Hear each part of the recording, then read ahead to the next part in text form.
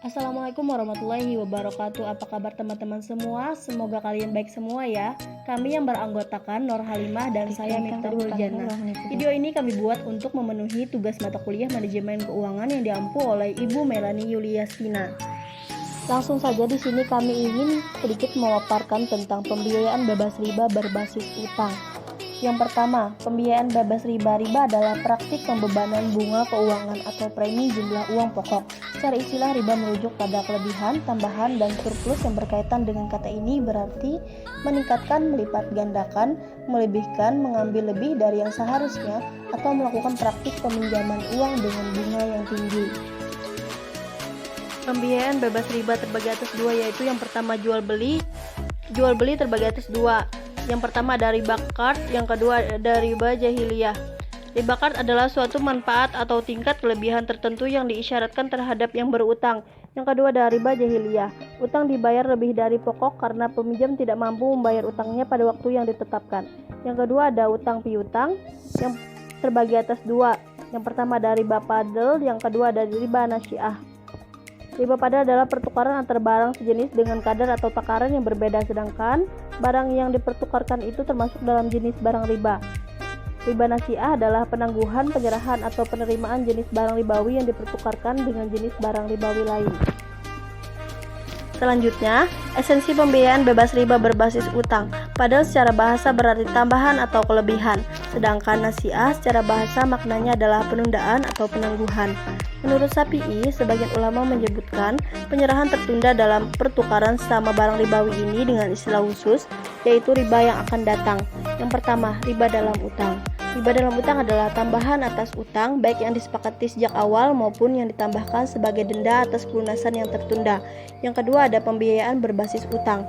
Pembiayaan utang mencakup dana yang dipinjam oleh pemilik perusahaan kecil dan harus dibayarkan kembali dengan bunga.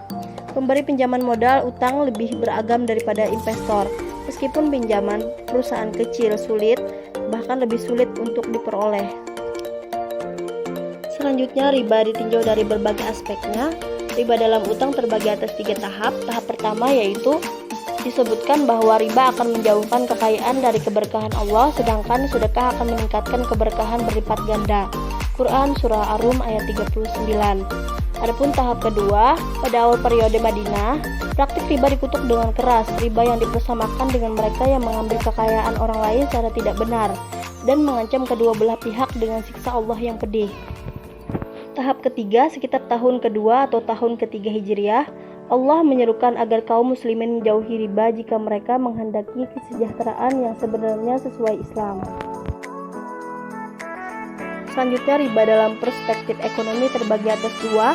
Yang pertama ada teori abstinence, yang kedua ada bunga sebagai imbalan sewa. Selanjutnya ada riba dalam jual beli dan riba dalam utang piutang. Utang piutang dinamakan riba duyun, riba utang piutang. Sedangkan tukar menukar barang dinamakan riba bai'u, riba jual beli. Duyun merupakan bentuk plural dari kata dain yang berarti utang. Adapun buyu merupakan bentuk plural dari kata bai'i yang berarti jual beli. Selanjutnya ada perbedaan riba dan murabbahah. Riba utang piutang. Utang dapat dipilah menjadi dua kelompok, yaitu yang pertama, utang yang muncul karena pinjam meminjam qard. Yang kedua ada utang yang tidak lahir dari pinjam meminjam, seperti lahir dari jual beli kredit atau tunggakan sewa. Pinjam meminjam qard yang dimaksud di sini bukan peminjaman barang yang digunakan manfaatnya semata, seperti meminjam sepeda untuk dipakai lalu dikembalikan. Selanjutnya ada biaya murabbahah. Tipe murabbahah dibedakan menjadi dua macam. Yang pertama, murabbahah jual beli barang pada harga asal dengan tambahan keuntungan yang disepakati. Karakteristiknya adalah penjual harus memberitahu harga produk yang ia beli dan menentukan suatu tingkat keuntungan sebagai tambahannya. Yang kedua, murabbahah kepada pemesan pembelian. Jual beli yang kedua belah pihak atau lebih bernegosiasi dan berjanji satu sama lain untuk melaksanakan sebuah kesepakatan, yakni pemesan meminta pembeli untuk membeli sebuah aset yang pemesan akan membelinya. Pemesan berjanji kepada pembeli untuk membeli aset itu darinya dan memberi keuntungan yang diminta. Selanjutnya ada perbedaan murabbahah dengan al-bai'i bisaman azir.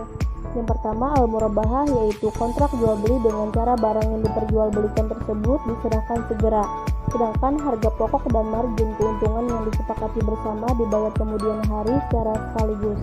Yang kedua ada al-bai bisaman azil, yaitu kontrak al-murabahah dengan cara barang yang diperjualbelikan diserahkan dengan segera, sedangkan harga barang tersebut dibayar kemudian hari secara angsuran. Yang ketiga ada bai salam, yaitu kontrak jual beli yang harga atas barang yang diperjualbelikan dibayar di muka sebelum barang diserahkan kepada pembeli. Selanjutnya sistem ribawi yang disamarkan. Yang pertama sistem ekonomi ribawi. Menurut Profesor A.M. Sadik, pengharaman riba dalam ekonomi disebabkan oleh hal-hal berikut. Yang pertama, sistem ekonomi ribawi telah menimbulkan ketidakadilan dalam masyarakat, terutama bagi para pemberi modal, bank, yang pasti menerima keuntungan tanpa ingin tahu para peminjam dana tersebut memperoleh keuntungan atau tidak. Yang kedua, sistem ekonomi ribawi juga merupakan penyebab utama berlakunya ketidakseimbangan antara pemodal dan peminjam.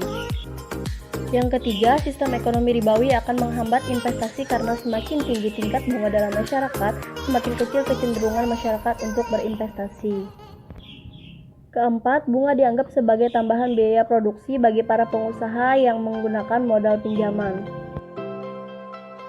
Selanjutnya ada muamalat ribawi dan bahayanya. Yang pertama, transaksi muamalah maliyah juga semakin berkembang sesuai dengan tuntutan zaman. Sarana atau media dan fasilitator dalam melakukan transaksi juga semakin canggih. Sementara komoditas yang diikat dalam satu transaksi juga semakin bercorak ragam, mengikuti kebutuhan umat manusia yang semakin konsumtif dan semakin terikat tuntutan zaman yang berkembang. Oleh sebab itu, muamalah maliyah yang sangat erat dengan perekonomian Islam akan tampak urgensinya jika melihat salah satu bagiannya, yaitu dunia bisnis perniagaan dan khususnya level menengah ke atas. Yang kedua ada di antara dampak ekonomi riba adalah dampak inflator yang diakibatkan oleh bunga sebagai biaya uang. Hal tersebut disebabkan oleh salah satu elemen dari penentuan harga adalah suku bunga. Semakin tinggi juga harga yang akan ditetapkan pada suatu barang. Yang ketiga ada dampak lainnya adalah utang. Dengan rendahnya tingkat penerimaan peminjaman dan tingginya biaya bunga, menjadikan peminjam tidak pernah keluar dari ketergantungan, terlebih lagi apabila bunga atas utang tersebut akan dibungakan.